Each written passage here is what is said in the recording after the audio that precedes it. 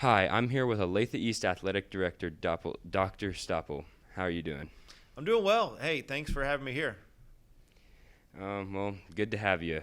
So I'm gonna jump right in here, and we all know that like athletic directors have to like oversee all the athletic departments, but what are some like aspects of the job that most people don't know? Yeah. It's the best job in the world. It's the craziest job in the world, and it keeps me busy every second of the day. A lot of what I spend my time doing is athletics, and then it's not athletics because being an assistant principal also. I help the rest of the administrative team, Mrs. Lane, Dr. Wilgas, Miss Simons, Mr. Taylor, from all the ins and outs that happen during the school day, from being out in the hallways during passing period, being in classrooms, helping teachers, working with teachers, being out at lunchroom supervision, to also working on stuff that comes up throughout the day, that we have to talk with parents on the phone or work with students during the day on. And so, meanwhile, all those things are happening throughout the day. But myself and Miss Brown, the athletic department secretary, we're busy throughout the day on making sure that we're going to have officials for that night's football game. That we have all the workers like scoreboard people that run the scoreboard for volleyball games. We need to make sure that all the communication has been sent out about tickets. I mean, so you name it, it's kind of like a 24/7, always thinking about kind of what's coming up next, but also what events are happening tonight. And then obviously the best part of the job is, I get paid to go to games and watch, high school student athletes work hard and achieve their goals. And so, I'm probably out at events sometimes as much as 4 to 5 nights a week out of the 7 days. So, bringing my own family, my own kids to games, just because that's how much I'm gone sometimes from family. But it's fun, and my kids love coming to Late East events. Yeah, that sounds fun. So this year we have some new coaches and some coaches in their first few years. What is the process that you have to go through to select new coaches? Yeah, great question. So, whenever we have a coach that steps away, and it could be for retirement, could be resignation that they're wanting to, just simply step away from it, or maybe they're going to another school, or maybe the family's moving. A lot of reasons why a coach, no longer coaches. But as soon as we have that resignation, then we immediately work with human resources in the school district here to post that position.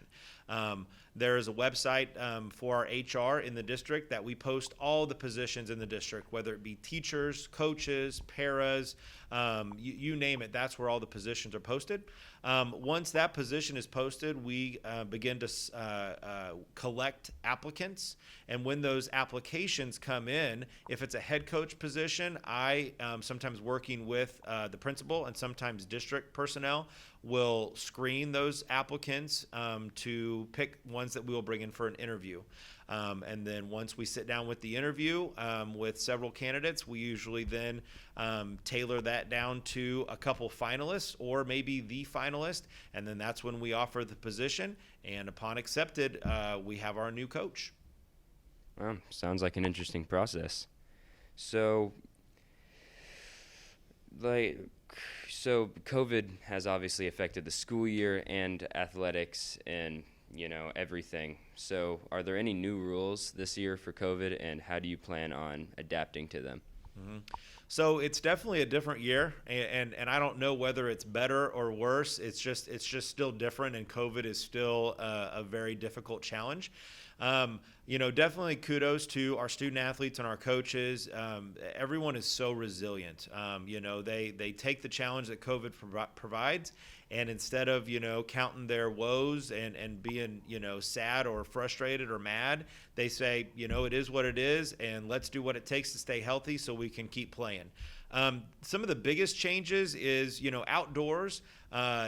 We're looking at outdoors as being a little bit more safe, if that's the right thing to say. There's more mitigation, and mitigation is something that helps you against contacting COVID, just like masks are mitigation indoors.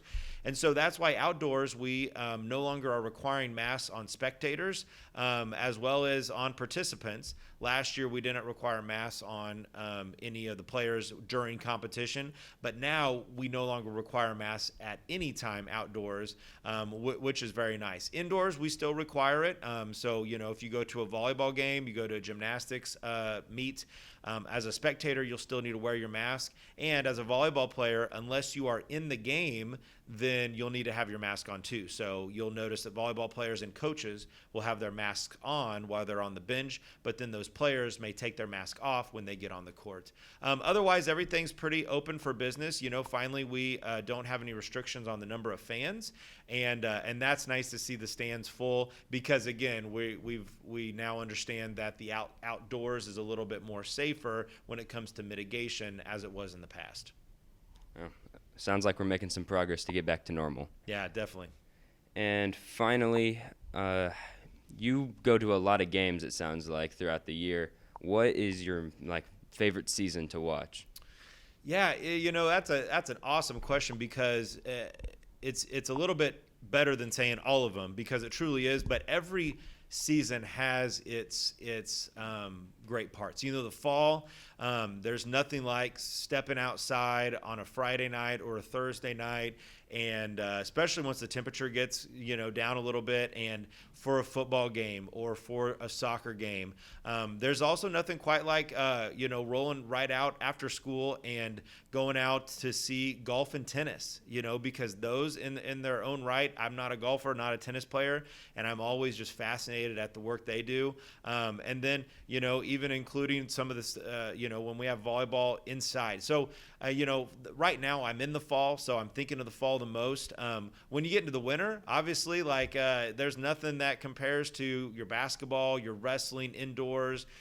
As a kid, I always remember going to a lot of high school basketball events, and you remember the smells of the popcorn, and you always get a hot dog when you go to games, and so those are fun memories that come along. And the swim season starts in the winter time, so it's really fun. And although it's really muggy, and chlorine is a memory you always have of swim season, it's fun to get that started. And then right when you think it's too cold and you're getting frustrated of all the snow and ice on the ground, now spring starts creeping in, and now you got track and baseball and softball and girls soccer and girls swim. So spring is fun to come out of winter because you're back outside. So I could go on and on about every sport and every season, because they truly are my favorite. But it does also help you get through the school year when you can kind of get excited for each season coming. All right, so I guess you don't pick favorites. I don't pick favorites. I love them all. All right, well, that's all the questions I got. Thanks for coming. All right, thanks for having me.